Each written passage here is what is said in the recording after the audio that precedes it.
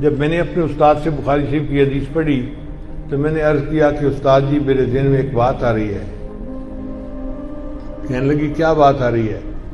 میں نے کہا کہ پنجابی میں کہتے ہیں کہیں نو کہیں دی تے بلی نو دہیں دی، کہ کسی کو کسی کی فکر ہوتی ہے اور بلی کو ہر وقت دہی کی سوچ ہوتی ہے جو اس کا غم یہی.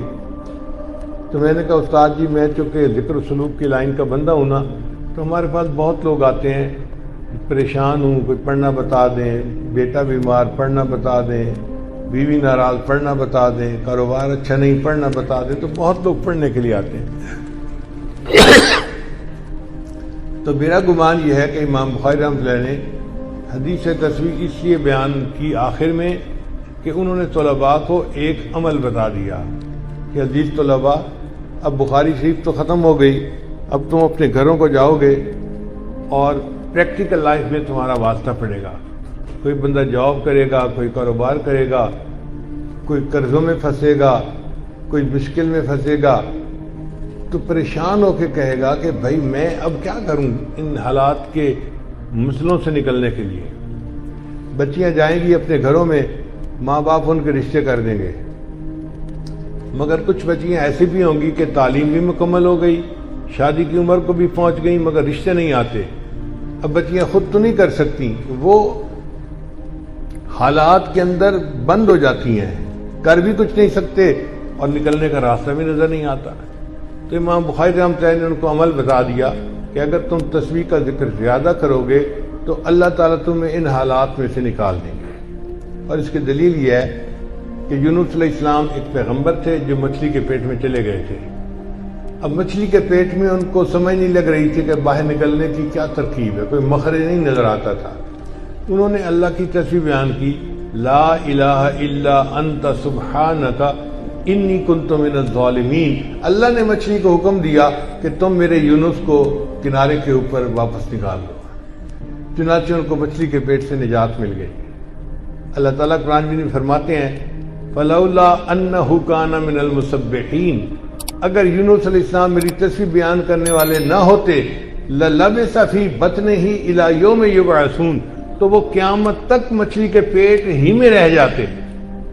مصیبت اتنی بڑی تھی کہ قیامت تک انہوں نے مچھلی کے پیٹ میں رہنا تھا، مگر تسبیح پڑھنے نے مچھلی کے پیٹ سے نجات عطا فرما دی.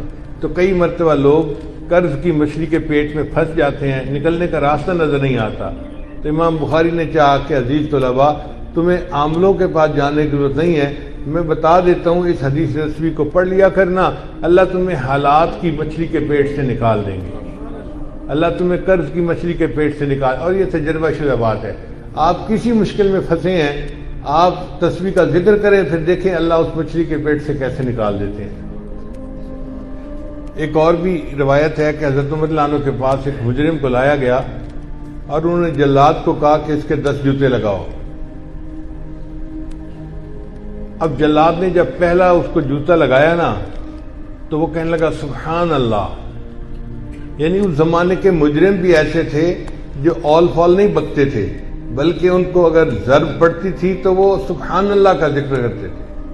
تو جب اس نے سبحان اللہ کہا نا تو عمر رضی اللہ عنہ نے جلاد کو اشارہ کیا، دا ہو اس کو چھوڑ دو، ایک ہی کافی ہے. ابی بن کعب رضی اللہ عنہ ایک مفتی قسم کے صحابی تھے، وہ پاس بیٹھے ہوئے تھے، فضاحی کا وہ مسکرا پڑے. تو عمر رضی اللہ عنہ کو تعجب ہوا. انہوں نے پوچھا میں یدھیکو کا، حضرت آپ مسکرائے کیوں ہیں؟ ان کا والذی نفسی بیدہ، قسم ہے اس ذات کی جس کے قبضے میں میری جان ہے، سبحان اللہ کے ذکر نے اس بندے کی سزا میں کمی کروا دی. 10 کا آپ نے حکم دیا تھا، 1 پہ معاف کر دیا. اس کا مطلب یہ کہ سبحان اللہ کے ذکر نے عذاب کو کم کر دیا. تو یہ سبحان اللہ کا ذکر ہماری زندگی کی مشکلات کو کم کر سکتا ہے، عذاب کو کم کر سکتا ہے اور ہمیں ان پریشانیوں سے نجات دے سکتا ہے. اس لیے امام بخاری نے یہ حدیث آخر میں بیان فرمائی. تو ہمارے استاد نے اس جواب کو بہت پسند فرمایا. اللہ تعالی ہمیں اللہ اپنا ذکر کثرت کے ساتھ کرنے کی توفیق عطا فرمائے. اور مفتی صاحب کے جو مختلف ادارے ہیں اللہ ان کو دن دگنی رات چوگنی ترقی عطا فرمائے اور ہمیں تقوی و طہارت کے ساتھ اس دین کے کام کو دن رات کرنے کی توفیق عطا فرمائے. وآخر دعوانا ان الحمد للہ رب العالمین.